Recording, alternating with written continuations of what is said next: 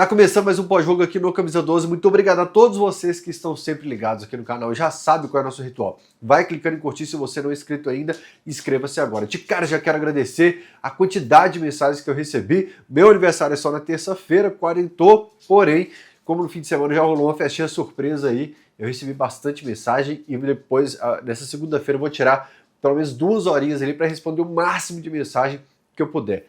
Beijo no coração, obrigado por todo esse carinho.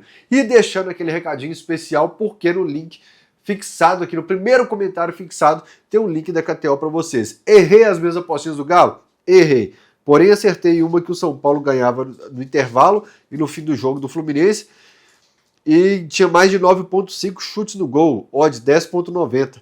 E acertei uma odd de 11, que o Fortaleza vencia e Marinho dava mais de 1,5 chutes no gol. Essa estava escondida lá na KTODs, lá no cantinho. Lá tem umas tetinhas na semana que você deita e rola. Errei umas 3, 4 apostinhas no fim de semana, porém essas duas aqui já salvaram a lavoura. KTO.bet.br para você se divertir com muita responsabilidade. Bora lá. Uma semana apreensiva que o jogo contra o Bucaramanga deixou ela ainda mais tensa, cheia de adrenalina, porém o atleticano emotivo, o atleticano sempre cheio de esperança, falava que seja uma classificação que possa virar a chave para o Atlético. Né? Eu comparei internamente, assim, voltando para casa, com aquele jogo do Boca Juniors, dia 20 de julho de 2021. E o Everson foi o herói daquele jogo e cita que aquele jogo virou a chave, né? E eu ficava pensando, pô, o Bucaramanga precisa virar a chave desse time, porque é normal você estar apreensivo quando você enfrenta o melhor time da América do Sul, o time com a maior capacidade de investimento, que tem jogadores que decidem jogos com a frieza, com a qualidade incrível, com banco de reservas impecável também. É normal você ficar, olha, o Galo hoje não tem um futebol, ou pelo menos desde que o futebol parou para o Mundial, não está mostrando nada de diferente para pegar nenhum time da Série A do Campeonato Brasileiro. O Galo não estava inspirando confiança no atleticano, né? Eu até discordo da frase do Cuca na coletiva, que ele fala que o futebol contra o Bahia foi bom, contra o Bucaramanga foi bom. Pera lá, professor. Contra o Bahia, o Galo voltava de um período de um mês sem jogos, e eu passei um pano aqui falando, olha, falta de ritmo, eu entendo e tal, mas a única defesa do goleiro ali foi uma falta do Hulk. Fora isso, o goleiro do Bahia não trabalhou, tá registrado isso aí. E contra o Bucaramanga, pela fragilidade do adversário, você vai conseguir algumas finalizações como o Galo conseguiu, porém o Galo entrou no jogo com 30 minutos do primeiro tempo, até toma um gol no melhor momento, e em determinado momento do segundo tempo, tem o apagão perdendo um jogo em casa que só conseguiu a classificação porque havia vencido num jogo que foi inferior fora de casa. Então, eu sei que é o Cuca tentando não deixar o astral cair antes de 2 partidas decisivas, mas no mundo real, desde que o Galo voltou dessa pausa do Super Mundial aí, ele não tinha uma inspiração, um jogo que desse confiança para ele enfrentar o Flamengo, que é líder do Campeonato Brasileiro.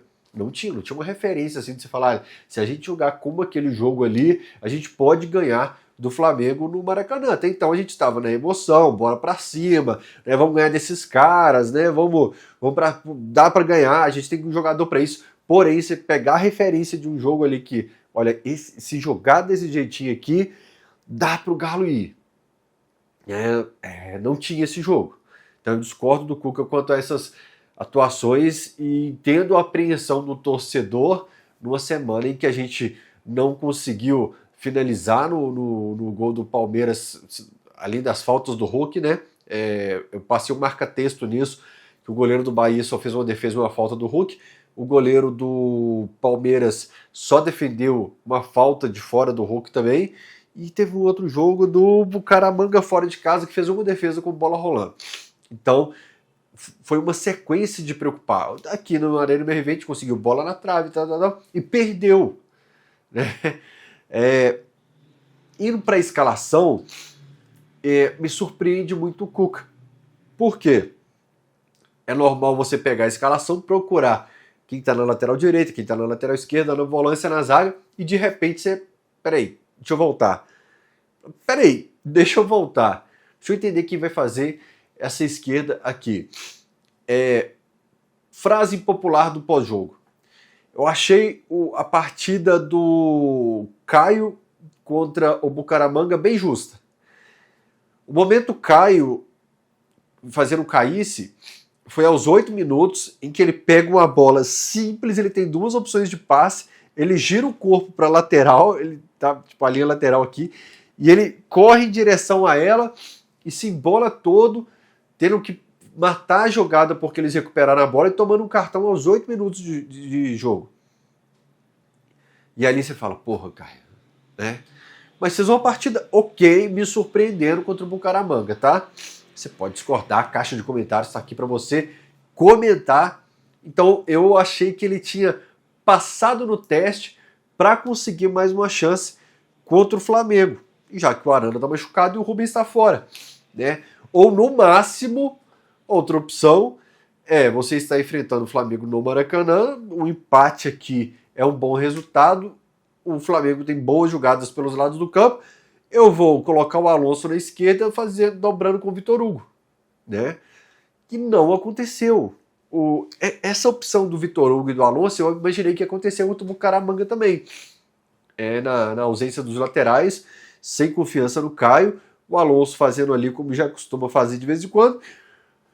E eu tô curioso para saber se não é confiança no Vitor Hugo pra zaga, ou se, tipo, já que eu perdi o Lianco, não dá para eu ter o Vitor Hugo ao lado do Rabelo na defesa, né? Mas dava de repente, com a vantagem de 1-0, ter usado o Alonso por lá com o Vitor Hugo, já que o Lianco estava em campo. Não sei se o Cuca se o Vitor Hugo não tá inspirando tanta confiança no futebol apresentado assim.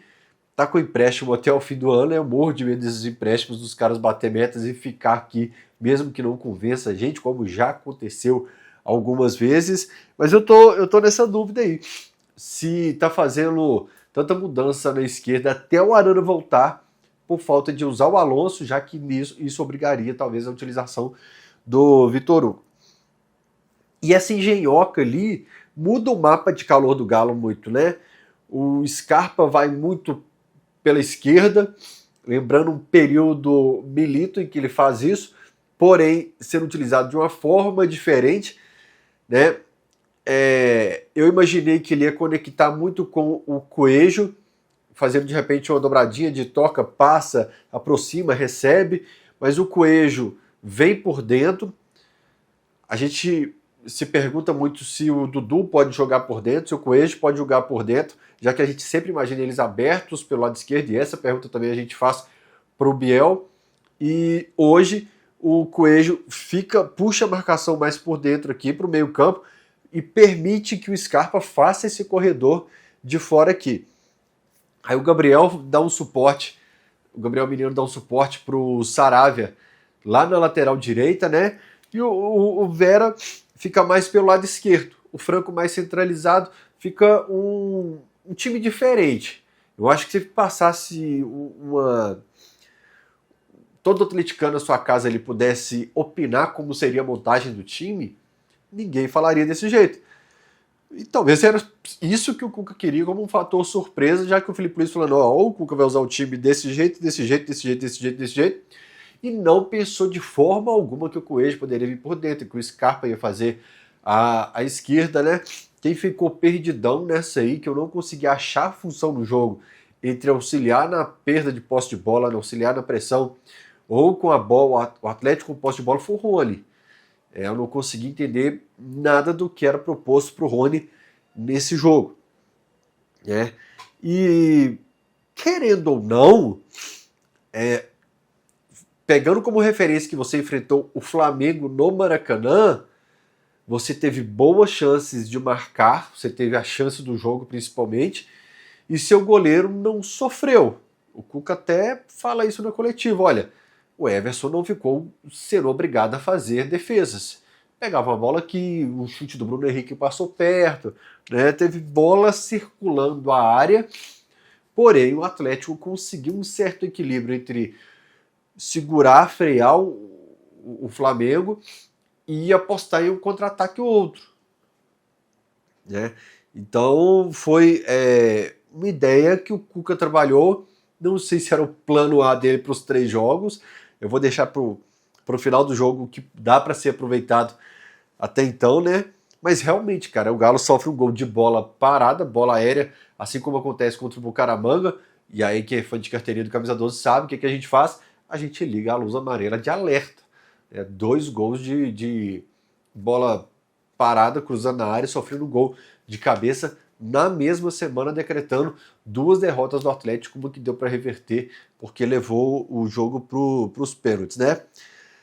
Essa atuação do Galo contra o Flamengo é curiosa, porque o Galo perde esse jogo, porém, no Atlético e Cruzeiro, por exemplo, em que o Atlético teve a proposta de fechar a casinha e só se defender, era mais ou menos o que eu queria que o Galo fizesse. Ter um pouco mais de consciência tática com a bola nos pés. Eu consegui anular o adversário, porém tive certa sobriedade em alguns momentos do jogo com a bola nos pés. Rafael, enquanto o Cruzeiro, o Rony teve uma boa chance também e teve um outro chute no gol lá que o Cássio defendeu.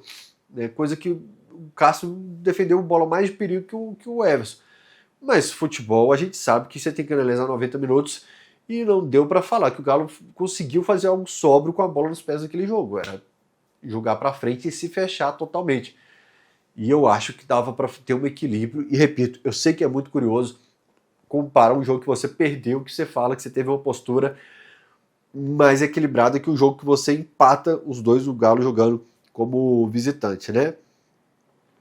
E é quase que obrigatório o atleticano falar assim, cara, por que o Galo não tem essa postura de pegada, de marcação contra os jogos em que a gente considera mais fáceis, né? Você vê de repente o Galo Robin Hood entregando pontos para os times mais frouxos, ou os times, né, como o Santos, por exemplo, que a gente teve uma atuação extremamente apagada, né? A gente perdeu ponto para o Vitória aqui dentro de casa. Você tem jogos da Sul-Americana que o Galo foi irreconhecível contra times horrorosos, e quando você pega o Flamengo, e eu não ligo de ficar elogiando o Flamengo aqui no pós-jogo, porque é preciso aqui, não é um caricato, né, que fica provocando, quando você pega um time mais forte do campeonato, você tem uma atuação que você vê que o time se preparou para aquela partida, e que o time tá lutando por toda a bola, tá brigando, tá... É curioso, eu sei que isso mexe com o atleticano, isso gera uma certa raiva na gente, a gente fala assim, cara, pode até perder por fora de casa por 1-0 para os melhores times do campeonato, um Palmeiras e tal, mas se jogar desse jeito nos jogos em que é obrigado a vencer, o Galo pelo menos consegue um G4 ali, com essa postura. Então a postura Robin Hood do Galo nos incomoda muito, né?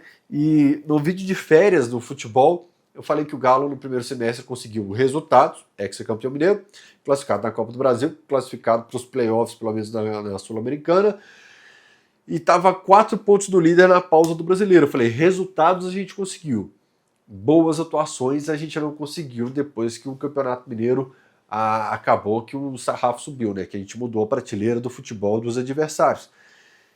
E dessa vez, agora na pausa, é curioso porque assim, o Galo ganhou do Bucaramanga sem apresentar um bom resultado.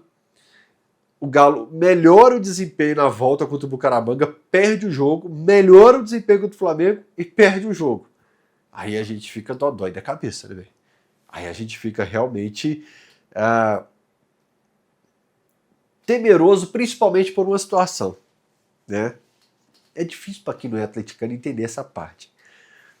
O atleticano tá pegando a tabela nesse momento e tá falando assim, eu tô com 2 jogos a menos. E meus 2 jogos são contra Sport e Fortaleza. 2 times do Z4. Não tem como explicar isso pro mundo que esse elemento preocupa a gente. Porque a gente tem medo dessa doença crônica do Atlético. Passa diretoria, agora não muda mais, né? Mas muda diretoria, mudava treinador, mudava time, mudava elenco. E o atleticano sentia que o time perdia os campeonatos para os times do Z4. Porque é a hora que o galo de briga relaxa, baixa a espora, né, abaixa a crista, fica tranquilão. E eu tenho a sensação sempre que quando é colocado contra a parede, a gente vê uma melhora, um galo mais atento, um galo mais ligado em campo.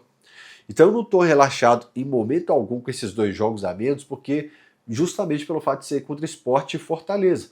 Jogos em que você tem a obrigação de fazer 6 pontos. Pode ganhar? Total capacidade para isso, principalmente pela fragilidade dos adversários. Porém, o que nos preocupa é essa sensação de que entra ano, sai ano, e o Galo continua sendo meio que o Robin Hood do futebol brasileiro, né? Flamengo, ganhando 2023, acho que não ganhou nada em 2023, 2024, apenas uma Copa do Brasil. O atleticano é o único que não pode opinar sobre esse campeonato, porque ele perdeu a final em casa. Porém, outro torcedor, o flamenguista, ele tem que colocar aquela Copa do Brasil debaixo do braço e ter vergonha dela e falar para a diretoria, cara, nesse intervalo de 2 anos nós ganhamos 13 bilhões de reais e ganhamos a Copa do Brasil. O Flamengo tem a obrigação com o dinheiro que tem.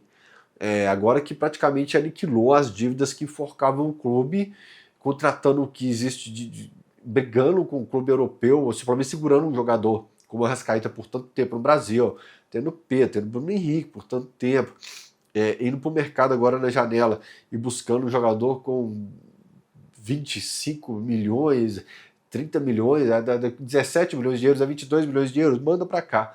Eu vou contratar. A pressão é toda sobre o Flamengo para a conquista de brasileiro, de Copa do Brasil, né? E quando aciona o banco de reservas, é bem difícil competir com o Flamengo. Porque quando você tem um Arana, que por mais que não venha bem há algum tempo, acho que desde o fim do ano passado o Arana não vem bem. Você tem um Arana no seu time, você tem um Alô, você tem um Lianco, você tem um Hulk que pode decidir, você tem jogadores que... Scarpa, que apesar de não fazer brilhar meus olhos com as atuações aqui no Atlético, né, pelo potencial que tem, repito, eu sou o cara que critica o Scarpa por acreditar muito nele, por saber do potencial que ele tem. Quando você tem os jogadores que o Atlético tem entre os 11, quando está todo mundo à disposição, obviamente, dá para fazer um jogo bom com o Flamengo, sabe? Um jogo que, como o Santos pegou um Flamengo que não estava inspirado, eu vi esse jogo e ganhou do Flamengo. Mas na normalidade, quando o Flamengo aciona o banco, fica muito difícil você não ter um Flamengo crescendo no jogo com você cansado, tendo que mexer. Vou pegar de exemplo o Atlético agora. O Atlético, em determinado momento do jogo, ele estava com 2 laterais direito do jogo, um volante, um camisa 10 e 4 atacantes.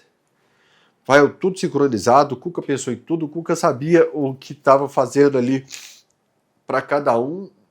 Mas cá entre nós que vivemos o clube 24 horas por dia, sabemos que não é bem assim. Sabemos que é um elenco desequilibrado, sabemos que é um elenco que está tendo dificuldade, sabemos que é um departamento médico que tem nos incomodado, sabemos que foi suspensão do STJD.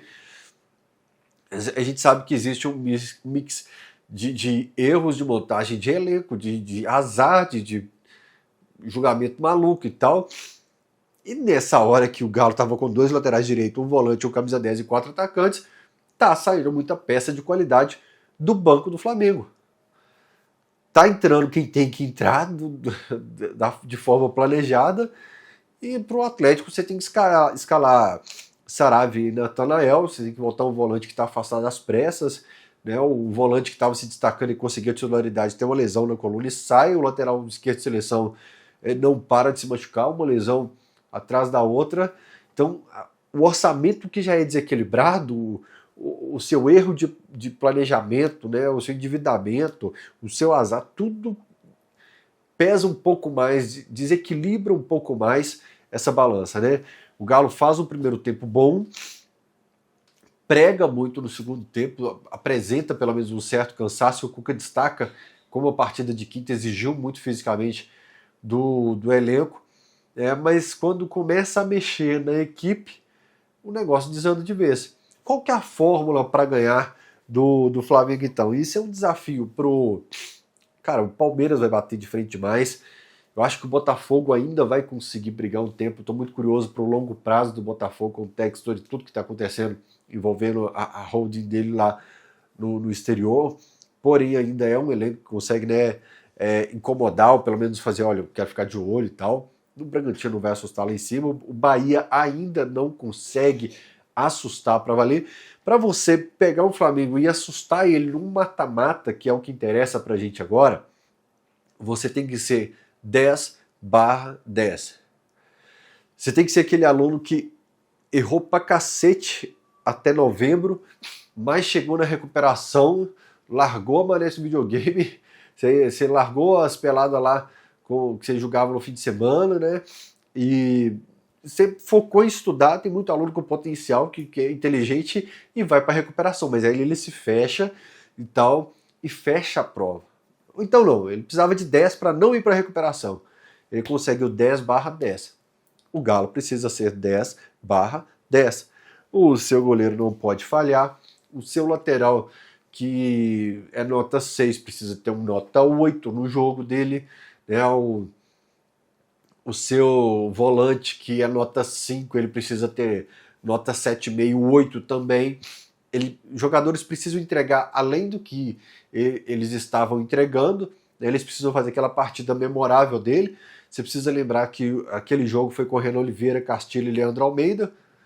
Quem é das antigas sabe que a gente viajou na máquina do tempo do Camisa 12 agora. Aliás, em 2010, na Arena do Jacaré também foi com o Renan Oliveira, tá? Aliás, o torcedor do Flamengo chegou no segundo tempo esse jogo. Curioso. Você precisa ter um jogo atípico. E aí você não pode perder um gol que você está sozinho com o goleiro, como o Rony fez hoje, cara. Essa bola do Rony é a bola do Allan Kardec debaixo do gol, que você vai reclamar depois. É as duas bolas que o Vargas erra cara a cara com o goleiro, que você vai reclamar depois. Só que no Brasileiro passa despercebido. Né? O lance do Yuri contra o Corinthians ali em Yuri, 2016, não fica na sua memória. Se fosse numa final ou numa chance de eliminar no mata-mata, ficaria. Mas não fica no Brasileiro. Mas isso pesa, porque vai acontecer no mata-mata depois. A bola vai cair no Kardec, a bola vai cair 2 vezes no Vargas e tal. Fico alerta, cara. Se quer eliminar o Flamengo de uma Copa do Brasil, você não pode perder chance como aquela do Rony. Você tem que ser 10/10. As duas que você tiver a chance no jogo, guarda as duas, porque provavelmente eles terão oportunidades e algum jogador vai balançar a rede do lado de lá. Né? O Hulk teve um lance também que...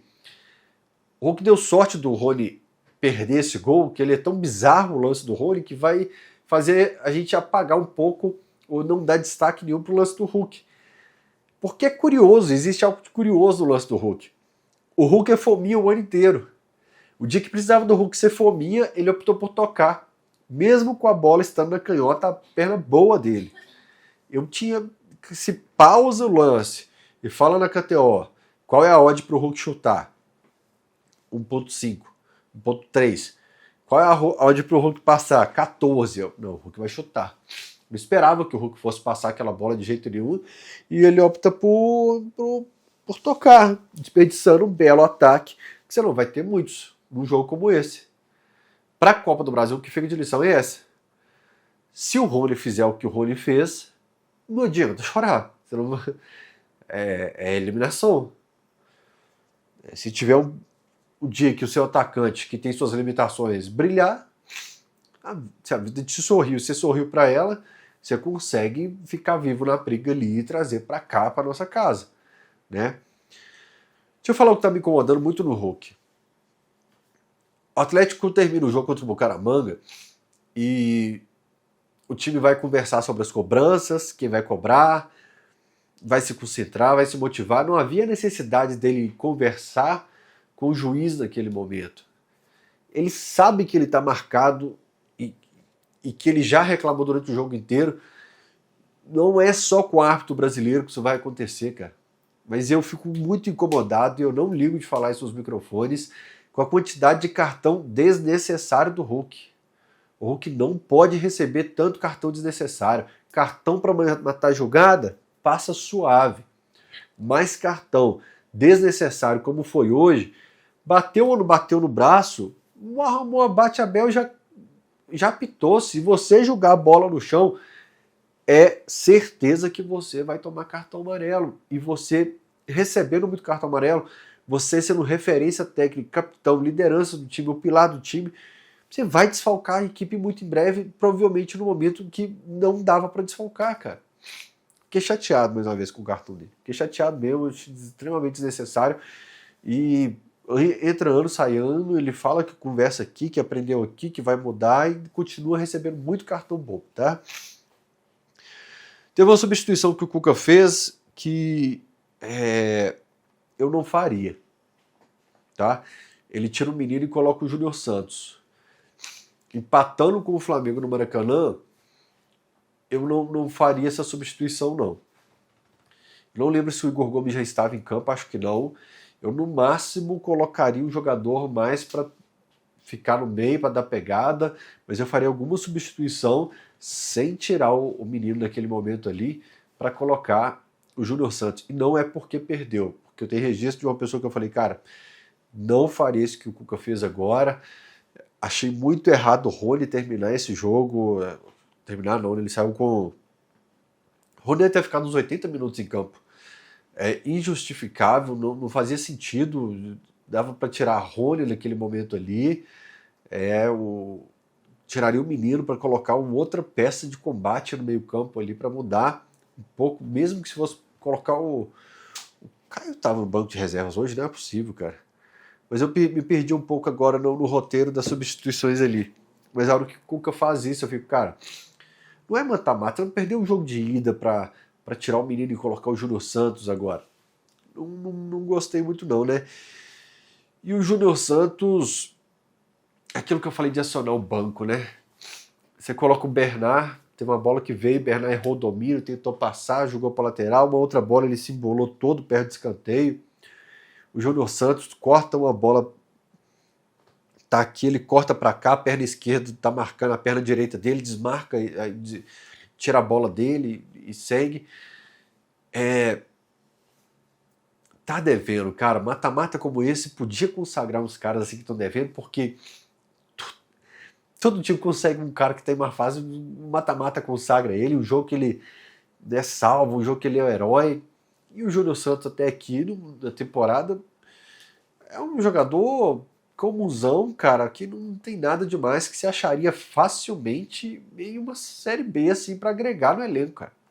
Rafael fez um lance, deu uma assistência contra o Iquique, acho que pro gol do Bernard, fez um gol contra o Fluminense, um gol contra o Inter, cara, repito, só atuação com zona até agora, que não agregou em nada. O Bernard saiu do banco mais uma vez, não agregou em nada. Então, na Copa do Brasil, pau a pau ali, dá para você fazer um combate de cara. Eu espero que o Galo não se exponha no Maracanã, como foi na final da Copa do Brasil ano passado, quando errou muito de cara, se expôs demais de cara, né? Mas eu queria muito que jogadores que saíssem do banco de reservas agregassem um pouco mais, cara. Porque você começa a adiar a substituição sabendo que quem tá vindo do banco não tá agregando muito, cara. Eu acho que esse é o que eu mais queria que acontecesse no próximo jogo. Quando a gente precisasse acionar o banco de reservas, acontecesse alguma coisa. Porque se você fica assim, o Rony tá 80 minutos, não arrumou nada em campo, mas se eu colocar o Júnior Santos também, a temporada dele não me... O Júnior Santos não consegue dar dor de cabeça pro treinador de que ele pode ter uma chance no time titular, sabe? Você falar assim, olha, o Rony foi mal contra o Bucaramanga, perdeu esse gol contra o Botafogo, contra o Flamengo, tá na hora do Júnior Santos. Você não vê um movimento assim da torcida, tipo, por que não deram uma chance, né, pro Júnior Santos? Deixa eu dar uma pausa. E aí, no fim da coletiva, sobre a quinta-feira, o Cuca fala sobre mudar, né? Existe o óbvio, que é a volta do Lianco pro time, que já te dá... O Rabelo fez uma partida ok, tá? O Rabelo me surpreendeu, assim como eu falei do Caio contra o Bucaramanga. O Rabelo é um cara que... O meu amigo Pedro Henrique mandou uma mensagem aqui falando, cara, o Rabelo foi falar na rádio agora, eu fiquei nervoso por lembrar que ele tá no clube ainda, né? E às vezes eu pego muito no pé do Rabelo, realmente. Nesse tempo, desde que está aqui em 2019, eu peguei muito no pé do Rabelo, mas fez uma partida que me surpreendeu hoje. Porque é o que eu falo do equilíbrio do que custa para o que entrega, para gerar uma dor de cabeça. Você teve 6 anos para gerar uma dor de cabeça de titularidade, nunca conseguiu. Então volta o Lianco para o time. E uma parte triste da análise de quinta-feira é que se o Arana voltar, o atleticano, vou colocar... Fala se vocês concordam comigo ou não. Eu agora estou meio pé atrás com a forma como o Arana volta, porque ele está lesionando tanto, né? Ele lesionou ele contra o Cruzeiro, porque nossa, será que o Arana vai voltar 100%? Machuca. Aí ele voltou agora, voltou meio pesadão, voltou meio sem conseguir entregar muito, aí machuca de novo, e a gente tem sempre a sensação de que já está chegando agosto, e a gente está esperando o Arana 4 meses, pegar ritmo, voltar, convencer, e não era para ser uma grande notícia assim, de eu falar, olha, pode ser que o Arana jogue quinta-feira, mas não tá conseguindo acender uma chama em mim à volta dele assim, cara. E é triste, porque é um jogador do que a gente tem assim, do melhor, né? O Arana é um ponta esquerda que joga de lateral esquerda. O Arana tem uma qualidade, essa qualidade, quando eu falo do lateral que se desloca da linha lateral que vem por dentro, uma qualidade incrível também, né? Quando você atrai o adversário para o lado direito, né? Que você puxa toda a marcação para cá, ele apareceu como elemento surpresa para lá, mas tem um time que a gente está querendo ver isso, né? Estou curioso para saber se o time fica menos de engenhoca, né? Que, repito, a engenhoca do Cuca hoje conseguiu fazer um bom primeiro tempo e amarrar o Flamengo parte do jogo, mas eu estou curioso se ele volta com o Lianco, se o Arana estiver à disposição, se ele volta com o lateral esquerdo e voltando com 2 volantes, se fica o Franco e o Vera, os atacantes abertos, se continua do jeito que está com o Rony, Coelho e Hulk, como foi com o Bucaramanga agora, né? Tô curioso para saber como ficaria esse time, se o Cuca se fecha um pouquinho mais para tentar, quem sabe, um empatezinho, levar para a Arena MRV para trazer aqui para decidir em casa. E aquilo que eu falei lá atrás na derrota segunda derrota, depois da nossa pausa do Super Mundial, eu falei que era a semana chave, cara. Falei, ó, nós tá longe ainda, mas é a semana que vai, quem sabe, editar o resto do ano do Galo. Porque se você elimina o Godoy Cruz, não vai ter um grande alvoroço e tal. É legal que você fica, ó, o Galo tá a 2, 4, 6, 7 jogos de um possível título da Copa Sul-Americana. 7 jogos que o Galo tá. Eliminou o Godoy Cruz, você tá a 5 jogos de um possível título. Você já começa a ficar, olha, dá pra ir e tal. Mas se você elimina o Flamengo nas oitavas da Copa do Brasil, cara, se você faz um bom jogo, vamos resumir aí, se você faz um bom jogo agora no Maracanã, no meio da semana, você já traz a torcida pro jogo contra o Bragantino. Você já traz uma paz para a relação Scarpa, Rony, Menino, Júnior Santos, Bernard, para o jogo do fim de semana. Se você não consegue um bom resultado no meio de semana, é continuar nessa guerra civil contra time, dirigente e tal, que é muito cansativo para nós, atleticanos de arquibancada, para o elenco, para dirigente, é cansativo para todo mundo, cara. Por isso essa quinta-feira o Galo tem aquele negócio do calendário que você risca com vermelho. Assim, você está lá em janeiro e risca aquele dia com vermelho. Vermelho não, vamos escolher outra cor, né? Já que é como o Flamengo. Você risca de verde para dar tudo certo aqui, né? Quando dá verde lá na KTO é porque deu certo. É realmente tão pesado quanto uma final de campeonato. Assim como foi a final da Copa do Brasil, é um jogo tão importante quanto mesmo sendo oitavas de final. Porque não é só sobre Flamengo, não é só sobre Atlético e Flamengo, não é só sobre oitavas de Copa do Brasil. É sobre a relação da torcida para o time contra o Campeonato Brasileiro, pela Copa Sul-Americana, trabalho do treinador, avaliação do trabalho do treinador, análise de elenco, o momento que está chegando reforço para o elenco. Tem muita coisa que faz esse jogo ser tão importante como foi aquela final. É viagem minha ou você concorda comigo? E eu tinha certeza que esse vídeo de hoje duraria 10 minutos, porque eu não tinha praticamente nada para falar desse jogo. Mas a resenha com vocês é sempre muito boa. Eu já agradeci todo mundo que mandou mensagem de feliz aniversário e tudo mais, e quero agradecer porque no último pós-jogo eu falei da minha loja de decorações de festa lá em Contagem, e teve a galera que assistiu o pós-jogo e foi lá seguir, né, e saiu curtindo as postagens e tal. Eu queria agradecer muito. O tema do meu aniversário foi de galo, né, e eu queria deixar o endereço aqui mais uma vez, Maguari, número 33, Novo Eldorado, Contagem. Vai lá conhecer. O Instagram é sol.decorações, sol.decorações sem tio ou cedilha, sol.decorações. O Elbert, com certeza, se estiver assistindo até aqui, bravo com o pós-jogo de 40 minutos, ele vai colocar o Instagram como ele fez no último vídeo, que eu sempre tô passando o olho aqui nos comentários, e lá no Instagram eu vou tentar ler depois bastante mensagem de feliz aniversário, beleza? Beijo no coração.